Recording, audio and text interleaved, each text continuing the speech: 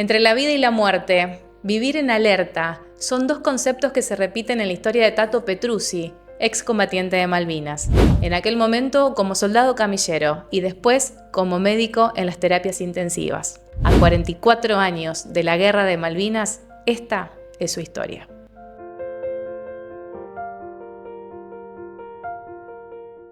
Bueno, a Malvinas llego el 2 de abril, en la mañana del 2 de abril.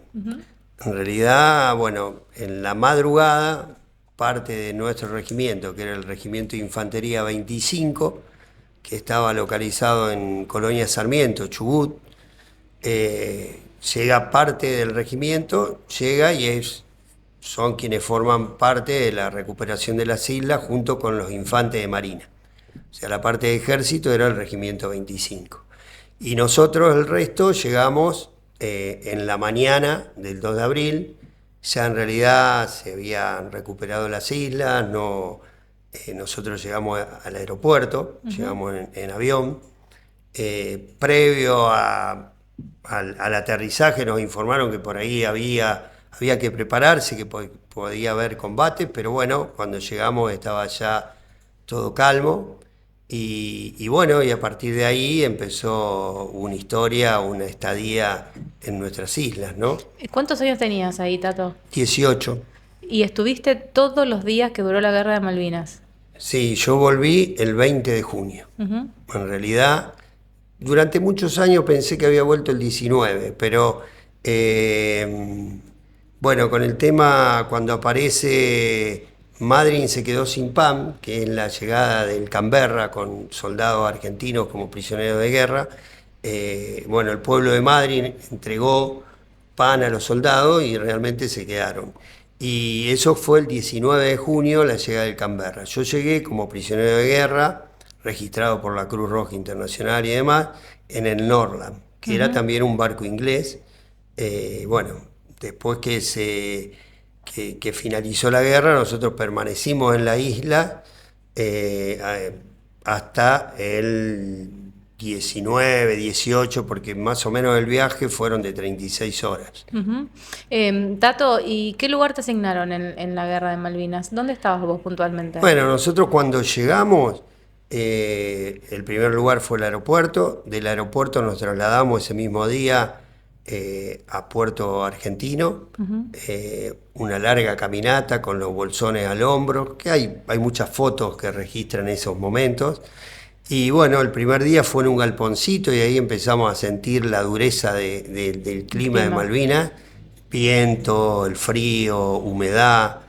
Después nos localizamos estuvimos durante un tiempo en una carpa. Ahí me acuerdo que el 11 de abril fue un domingo de Pascua y yo recibí una encomienda de mi familia, algo inesperado. Y después, bueno, fuimos trasladados a un galponcito porque yo pertenecía al grupo de sanidad de mi regimiento. Y ya a finales de abril llega el destino en el cual, bueno, había que ir a la trinchera, había que ir a ocupar posiciones y volvemos al aeropuerto y ahí nosotros nos toca del lado de la playa. Yo estaba junto con otro soldado camillero, Eduardo Lefipán, era un compañero de Esquel, y un cabo primero, que era enfermero, y además 2 choferes. Ese era quienes ocupaban el pozo, la trinchera donde estaba yo. Y ahí empieza otra historia, porque en realidad empieza el fuego enemigo. El primer ataque inglés es el 1 de mayo en el aeropuerto, nos sorprende. En realidad nosotros hacíamos, cuando caía la tarde-noche, comenzábamos a hacer lo que es la guardia. Entonces, bueno, vos estabas en una posición controlando, nos íbamos turnando. Al principio era cada 4 horas y después cada 2 horas. Te ubicabas en un lugar determinado donde tenía que estar vigilando. ¿Y ese 1 de mayo, a esa hora, cuando cae el primer bombardeo? Fue de madrugada. ¿De madrugada? Bien, sí, fue temprana hora. ¿Y Yo me encontró en ese momento adentro de la trinchera? Sí, adentro de la trinchera. ¿Y qué sentiste en ese momento? Y en ese momento, bueno, ya hasta la estadía en las islas, hasta ese momento había sido todo de, bueno, qué podía pasar, qué no podía pasar, si venían, si no venían. Y bueno, acá estábamos ante, bueno, era inminente, estaba declarado, era la realidad, lo que vivíamos, y bueno, y es la vida o la muerte.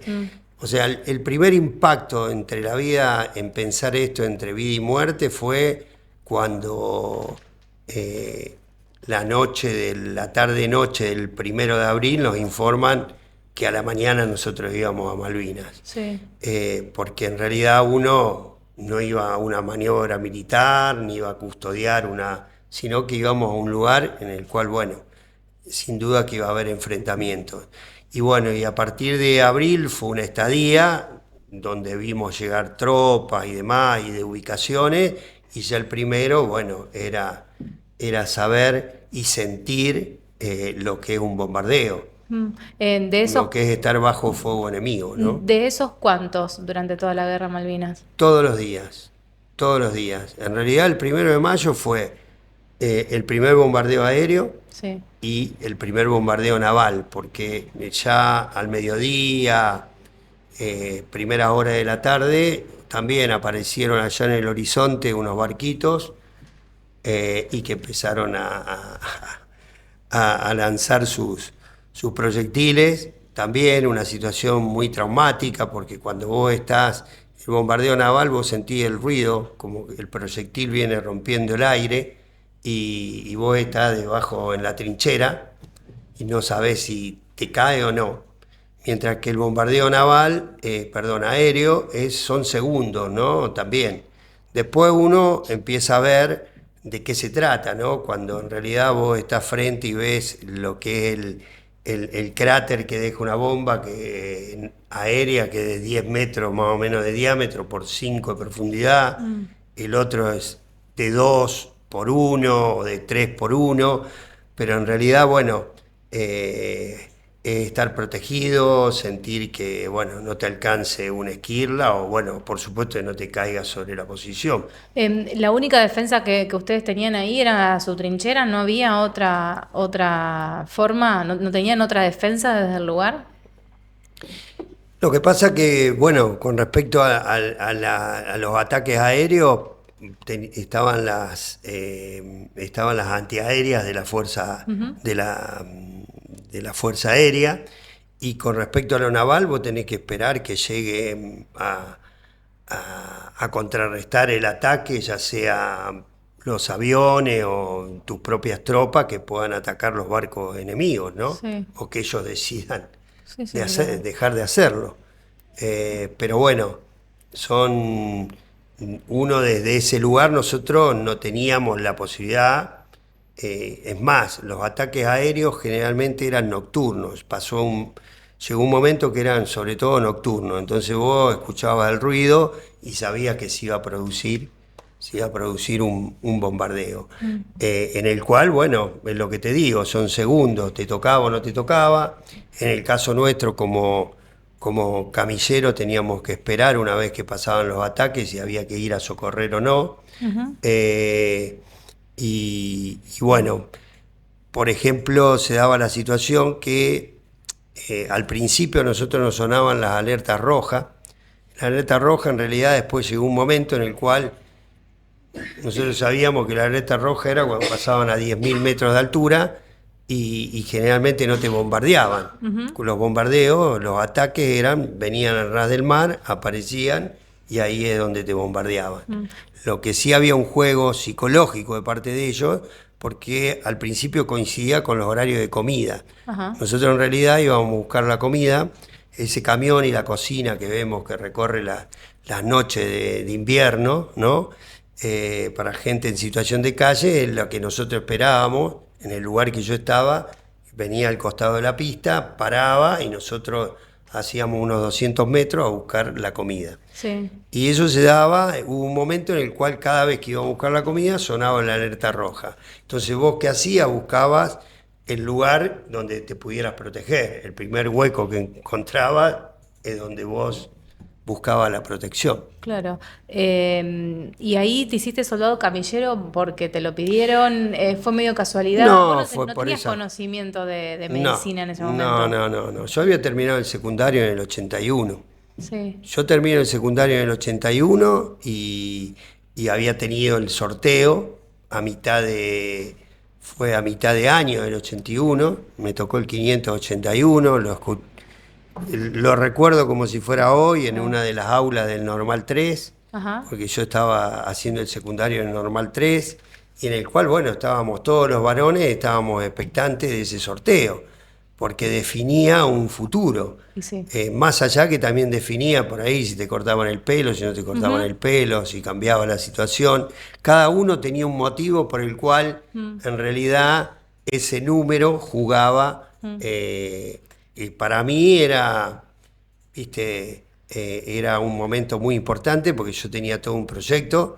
Yo en realidad estaba Vos querías jugar cursando. al fútbol. Sí, yo estaba cursando en el normal 3, pero en realidad venía de mi pueblo. Yo era de un pueblo de la provincia de De Córdoba, de Córdoba. Montemaíz, y llegué en cuarto año y bueno, me alojó el normal 3, un colegio de grandes jugadores de vóley en ese momento, y yo, bueno, más o menos estaba porque yo jugaba al fútbol y era arquero, pero en realidad Claro. no jugué al vóley en normal 3. Jugabas en las inferiores de Central. Sí, había sido la apuesta desde Sí. pibe, pasé por lo que es el Babi, los sueños de ser arquero, una profesión de las más difíciles en el mundo del fútbol. Y bueno, y a los 15 años, teniendo 15 años, en el 80, perdón, en el 79 me vine a hacer una prueba central. Y bueno, me dijeron que volviera en el 80, al año siguiente. Así que dejé el pueblo, dejé el secundario, amigos, amigas, los sueños ahí quedaron en la plaza. Cada vez que cruzaba la plaza yo pensaba que iba a ser un jugador de primera. Y bueno, fueron 2 años importantes porque, bueno, es una apuesta, es vivir solo, dejar la familia, vivir en pensión, y bueno, toda una disciplina, un objetivo. Para mí fue importante haber terminado el secundario, más allá de la apuesta que era el fútbol.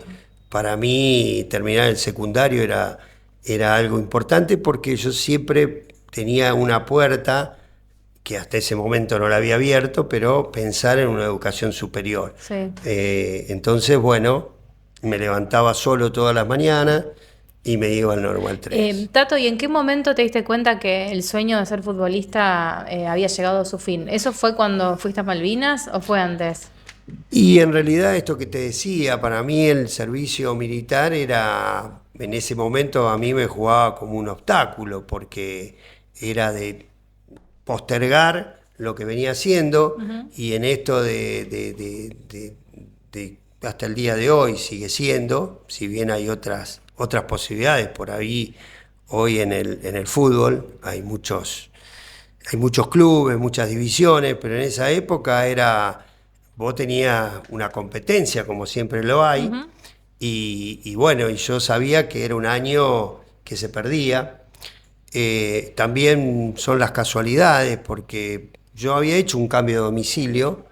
El cambio de domicilio lo había hecho a Baigorria, que tenía mis abuelos y mis tíos. Y en ese momento, por ahí, si vos estabas estando en el club y con un domicilio en Rosario, por ahí tenías una posibilidad de que te tocara el 121, por ejemplo, si era ejército. A mí nunca me llegó el cambio de domicilio y me tocó el sur. Me tocó el sur. Y allá quedaron Sí. un poco postergados eso de ser un jugador de primera, porque yo sabía que cuando volviera en el club las cosas iban a ser muy difíciles, y por eso había dejado esa puertita Ahí. del estudio. ¿A qué te aferrabas en los momentos más difíciles cuando estabas en Y Malvinas? a los sueños. En realidad en los sueños estaba todo lo que uno lo había acompañado hasta ese momento, ¿no? La familia, bueno, los proyectos, las amistades, alguna novia, eran las cuestiones que uno soñaba con volver, con reencontrarse, y porque bueno, eran muchas horas, las horas que te tocaban de guardia eran horas de estar solo, de encontrarse con uno mismo, por supuesto siempre alerta a lo que podía pasar. Y que podía ocurrir lo peor, pero bueno, era lo que ayudaba. ¿Y cuándo dejaste de tener contacto con tu familia? Recibiste una primera encomienda que sorprendió, pero Sí, después... recibí esa encomienda, tenía una lata de dulce de batata, que es algo increíble, porque yo dulce de batata no como nunca, ni era, pero bueno, y lo pude compartir con mis compañeros. En realidad yo cartas tuve la posibilidad de enviar cartas, Sí. las cuales de esas por supuesto que las tiene mi madre. Eh, Hace poco encontré una carta que salió de Sí. Malvinas, donde era el correo argentino en Malvinas, ¿no? Con la fecha del 20 de mayo, Ah, mira. plena, en plena guerra, ¿no? Era muy difícil que salieran en ese momento, hubiera cartas. ¿Y qué le decías en esa carta? Y era diferente, es una carta diferente a las anteriores. Ajá. En realidad las anteriores yo les hacía mención, siempre las cartas eran dirigidas a mis viejos, a mi mamá y a mi papá y a mi hermano. Yo tengo un hermano, le llevo 8 años y medio, y siempre era más que nada dirigida a ellos, por supuesto después al resto de la familia y demás, pero, y bueno, tocaba el tema del fútbol, algunas cuestiones de cómo estábamos, pero esta carta es una carta diferente, es una carta en la cual el mensaje era un mensaje de tratar de transmitir de que estaba todo bien, cuando en realidad no estaba todo bien, ¿no? Pero bueno, el hecho era porque uno interpretaba y también tenía que ver con estas cuestiones. Vos cuando estás en el lugar de los hechos, vos, lo que te decía antes, pasaba a 10.000 metros de altura una alerta roja y no nos van a bombardear, tal vez no pasa nada. Pero el que está, el que espera es el que desespera. Sí. Y realmente, por lo que atravesaron todos los padres, madres y hermanos, los familiares de quienes estuvimos en Malvinas, solo ellos saben, porque de pronto encontraban el refugio en amistad, en parte de la familia, pero bueno, el proceso y esos días fueron interminables ¿Y para qué te ellos. hizo escribir esa carta diferente? ¿Ustedes ya sabían ahí que la guerra estaba perdida? O sea, ¿sabían la verdad No, ya? estábamos en pleno, en realidad estábamos bajo fuego enemigo, o Ah, sea, esto que te digo, estaba entre la vida y la muerte, y bueno, porque los bombardeos estaban, los bombardeos ocurrían, y también nosotros estábamos en cualquier momento, sabíamos que nos iba a tocar atravesar Puerto Argentino e ir sí. a la zona donde se estaba combatiendo, porque llegaba un momento en el cual eso iba a ocurrir. De todas maneras, nosotros, bajo el fuego enemigo de ellos, de los bombardeos permanentes, y bueno, entonces vos sabías que no era lo mismo una carta en abril Ujú. que una carta escrita En desde el mayo. pozo, desde la trinchera. También recibí alguna carta al soldado desconocido, pero casualmente de mi pueblo, de una compañera de mi hermano, habían mandado la carta. Pero bueno, esta carta era diferente a las otras. Era como que el mensaje era, nosotros estamos bien, pero bueno, sabíamos que no estábamos Que bien, la ¿no? cosa era distinta. Y bueno, Ujú. en esto de los familiares, yo tenía una relación muy fuerte también con uno de en realidad el único de mis abuelos que estaba con vida, eh, y que era un tipo que leía mucho, era un tipo que no, no era fácil que se le escaparan algunas cuestiones, ¿no? Y cuando volví me enteré que él ya no estaba. Ah. Tato, después elegiste ser médico y me quedo con la frase del principio que decías, ahí aprendí o me di cuenta por primera vez que era estar entre la vida y la muerte. Y Y ahí fui a parar. y elegiste una carrera que también, de alguna manera, Sí, está tiene entre la mucho vida y que la ver. muerte. Sí, totalmente.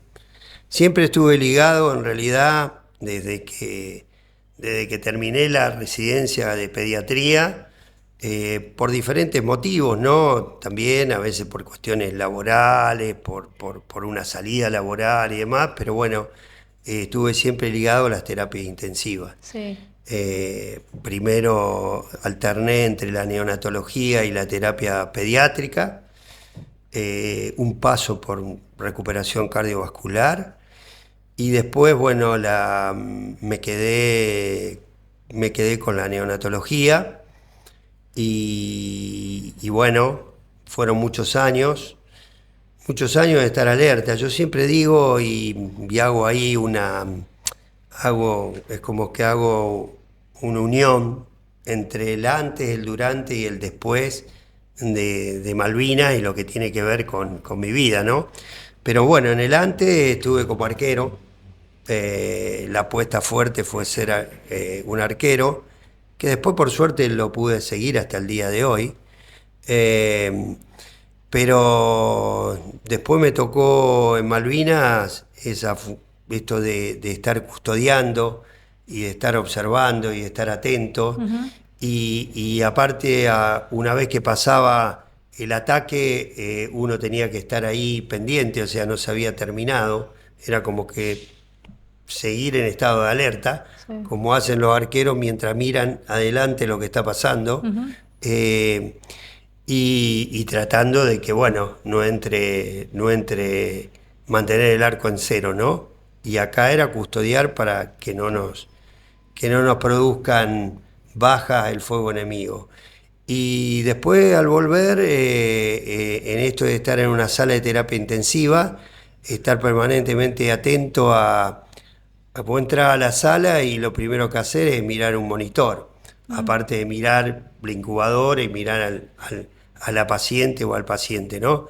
Pero el monitor juega un rol importantísimo, si está bien el oxígeno, si está bien la frecuencia cardíaca, todo eso, si empiezan a sonar las alarmas, o sea, estas cuestiones de la alerta permanente, es ahí.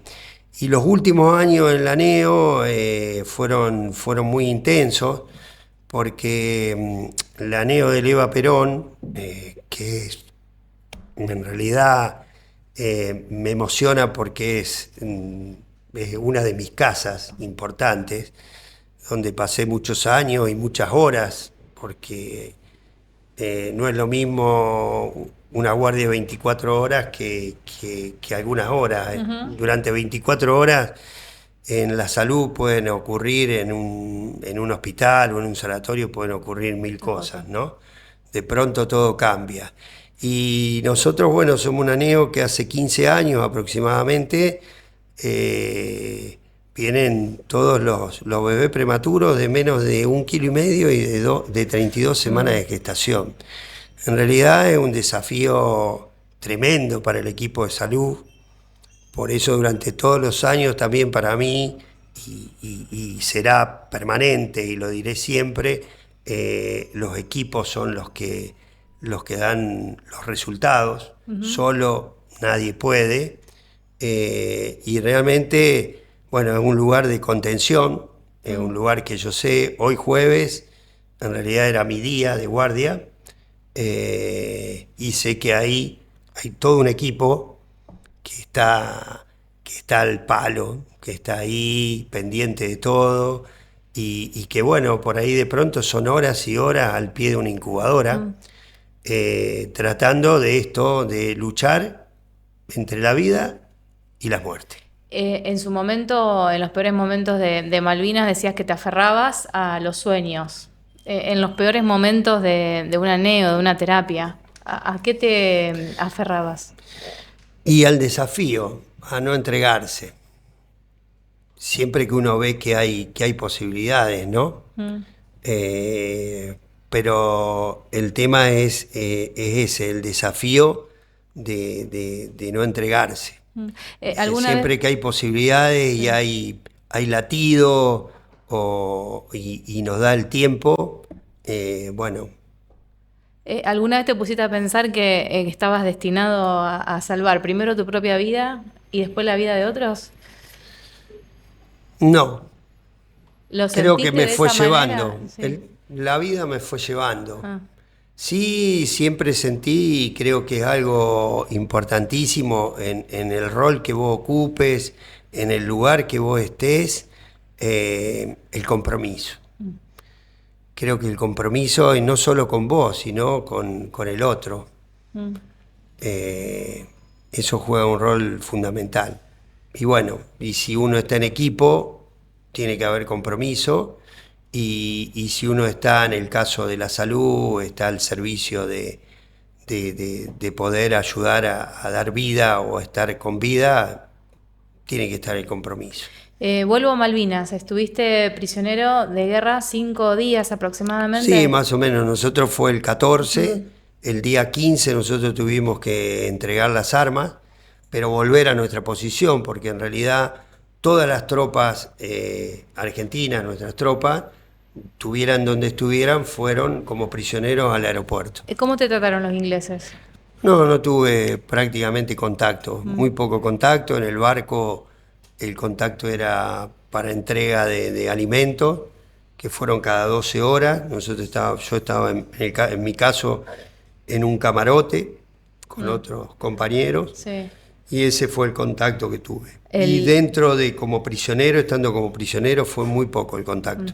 Imagino que el gol del Diego como futbolista y en este contexto habrá tenido una relevancia distinta, ¿no? O sea, es algo imposible comparar una guerra con un partido de fútbol, ¿no? Pero sin duda que en un pueblo que no somos los únicos pasionales por el fútbol, porque el mundo es pasional por el fútbol, ¿no? Visto desde ese lugar, tenía un componente emocional muy, muy grande y claro. Era difícil digerir una derrota. Era difícil digerir contra ellos una derrota.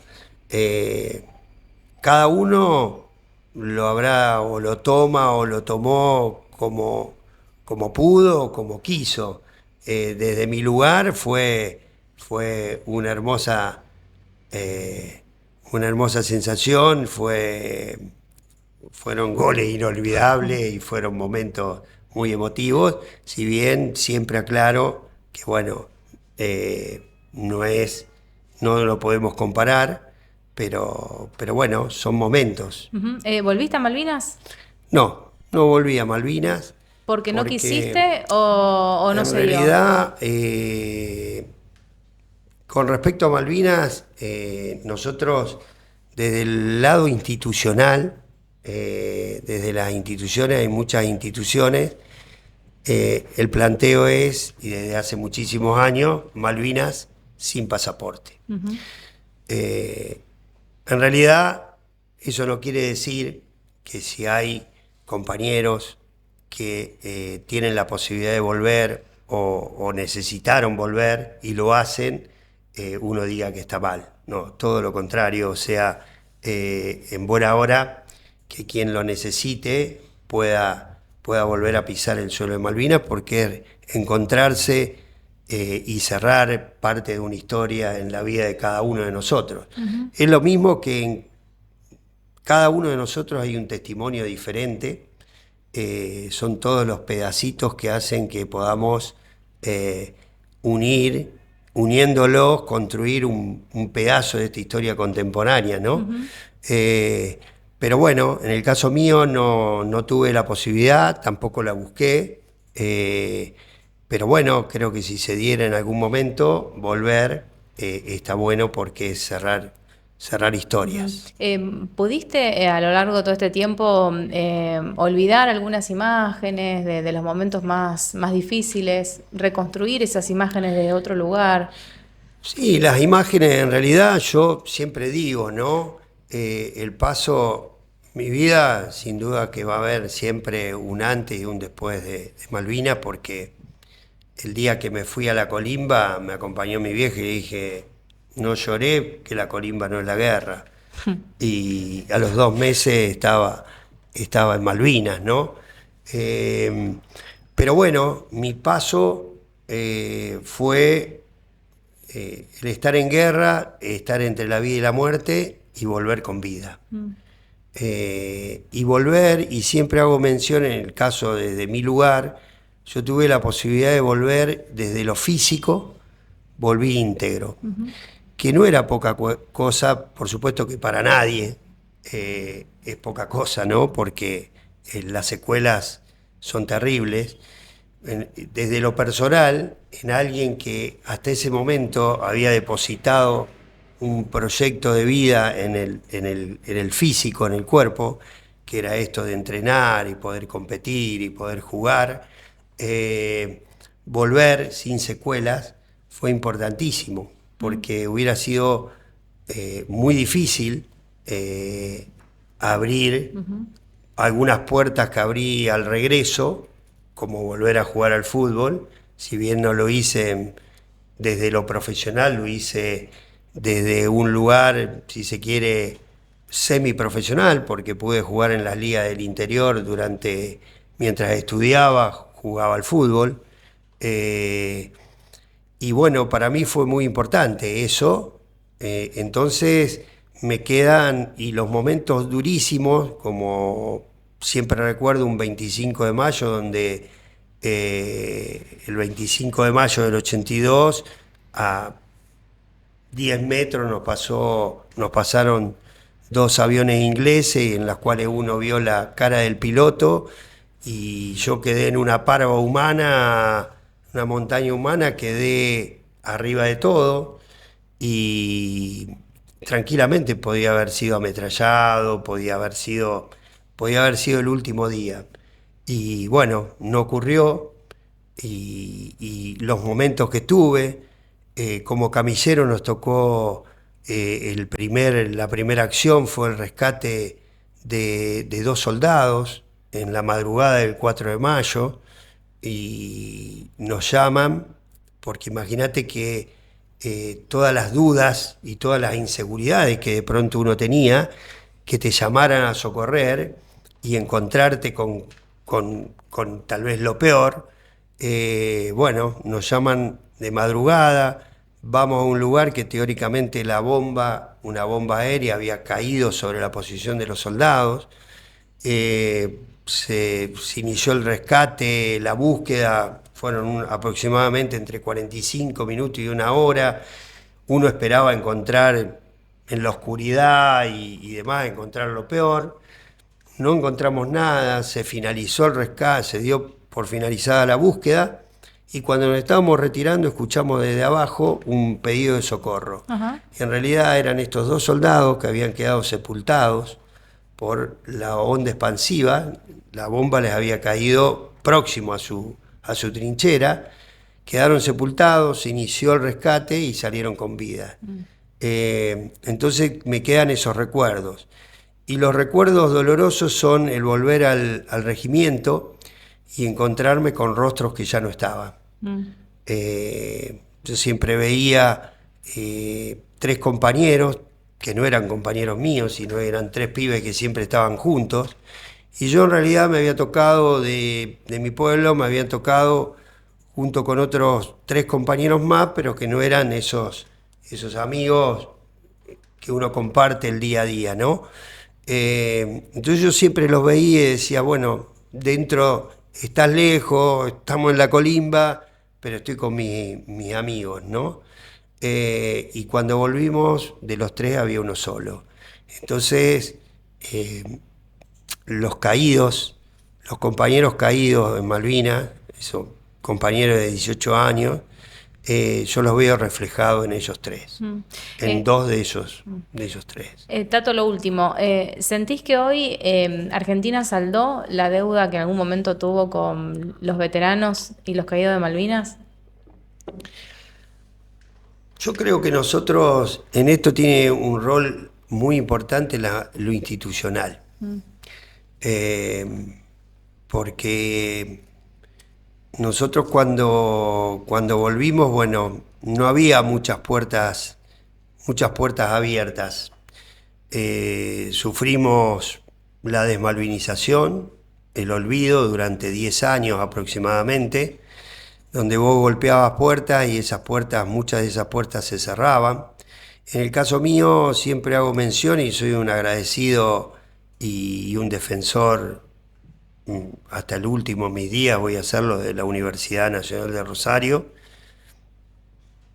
y en este caso la Facultad de Ciencias Médicas, que me dio la posibilidad de rendir un examen y abrir una puerta de esas que había dejado entreabiertas antes de Malvinas, y encontré un lugar, un refugio para ir dejando de lado o aplacar un poco esos fantasmas de la guerra y de Malvinas que habían empezado a aparecer, que se te manifiestan desde lo psicosomático, de pesadillas, bueno, por supuesto lo que es el estrés postraumático, ¿no? Yo encontré un lugar en la facultad a través de un examen, que no lo tenía al regreso, era impensado porque eran épocas de exámenes de ingreso restricto, no era fácil ingresar en la facultad, pero bueno, en septiembre del 82 tuve la posibilidad de rendir porque hubo un examen masivo en las universidades, y bueno, y en el 83 empezar una carrera en la cual me contuvo encontrar compañeros, compañeras, y bueno, el desafío de lo que significa, bueno, el objetivo de una carrera. Después pude retomar el caso del fútbol, esto que te decía, de la posibilidad de físicamente poder volver a hacerlo. Y después, mientras yo transcurría esto, había muchos de mis compañeros que por ahí, habiendo golpeado algunas puertas cerradas y demás, muchos decidieron lamentablemente no seguir estando entre nosotros, y otros se empezaron a juntar y a contenerse, cada uno con sus historias, y se fueron formando las instituciones. Y las instituciones trajeron las luchas, por los derechos, las marchas, tratar de hacerse visible. Por eso rescatar esto de que, bueno, solo, realmente te quedas solo. Esa frase de solo no se salva nadie, pero en realidad es la importancia de jugar en equipo y de estar en grupos. Y bueno, las instituciones fueron lo que, a través de ella y de muchos de nuestros compañeros que se transformaron en grandes dirigentes,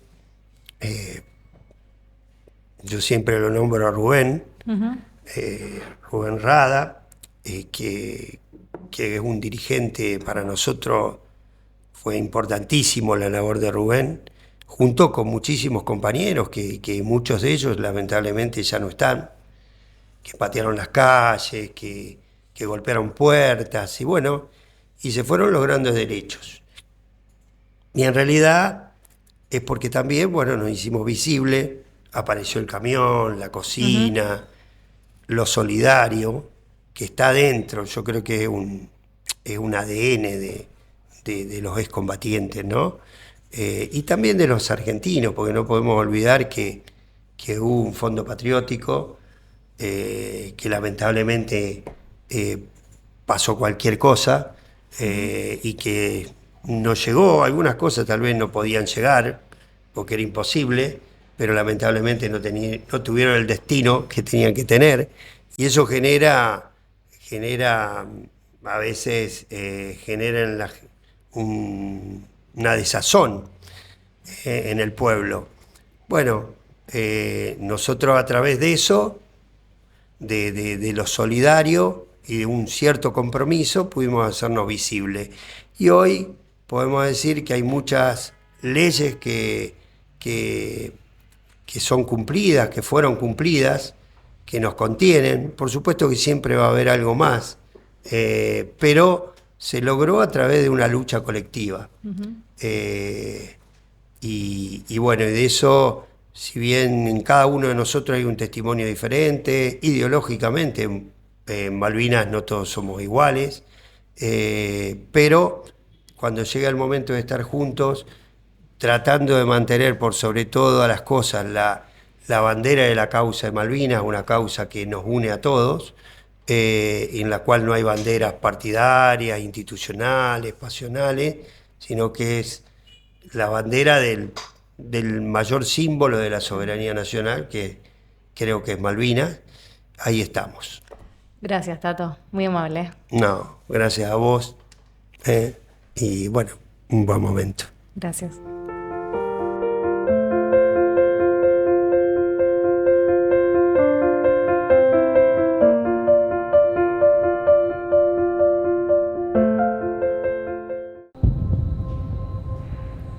¿Fuiste vos? No. ¿Sabés quién fue? Toma el mío. ¿Y vos? Tengo otro. No entramos en ese juego. Decile no a la violencia. Consejo Municipal de Rosario.